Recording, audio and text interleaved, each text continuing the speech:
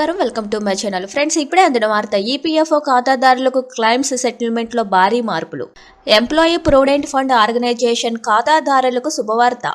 ఖాతాదారులు EPF claim సెటిల్మెంట్లు చేసుకునే మొత్తం నగదుపై వడ్డీ ఈపీఎఫ్ క్లైమ్ సెటిల్ చేసుకునే సమయంపై ఈపీఎఫ్ఓ కీలక ప్రకటన చేసింది.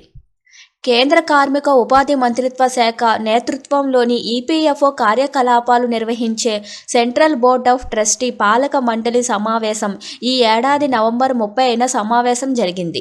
ఈ సమావేశంలో ఈపీఎఫ్ఓ సభ్యులకు లబ్ధి చేకూరేలా కొత్త నిబంధనను అమల్లోకి తేనున్నట్లు వెల్లడించింది. ఈ కొత్త నిబంధనతో ఈపీఎఫ్ఓ అధిక మొత్తంలో వడ్డీతో పాటు క్లెయిమ్ సెటిల్మెంట్ వేగవంతం చేసుకోవచ్చని సూచించింది. ఈపీఎఫ్ఓ ప్రకటన ప్రకారం సీబీటీ ఈపీఎఫ్ స్కీము 1952లోని పేరా 60లోని నిబంధనలను సవరణకు ఆమోదించింది. దీంతో ఈపీఎఫ్ఓ ఖాతాదారులు తమ పీఎఫ్ క్లెయిమ్ సెటిల్మెంట్ అయ్యిందో ఆ తేదీ వరకు వడ్డీని పొందవచ్చు.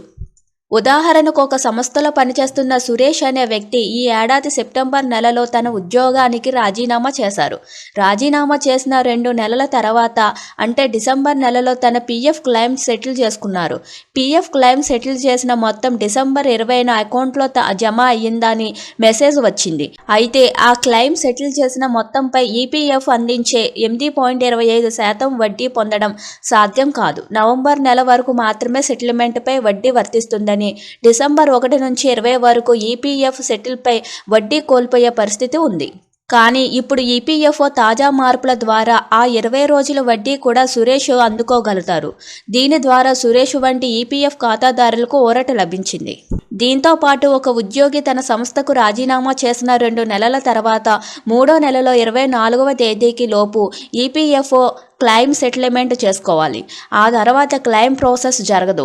25వ తేదీ నుంచి నెల చివరి వరకు వడ్డీ నష్టపోవడం, అలాగే క్లెయిమ్ సెటిల్మెంట్ చేసుకోవడానికి ఎక్కువ సమయం పట్టేది. అయితే ఇప్పుడు 25వ తేదీ తర్వాత కూడా క్లెయిమ్ సెటిల్మెంట్ ప్రాసెస్ జరిగేలా ఈపీఎఫ్ఓ నిర్ణయం తీసుకుంది. Thank you for watching this video.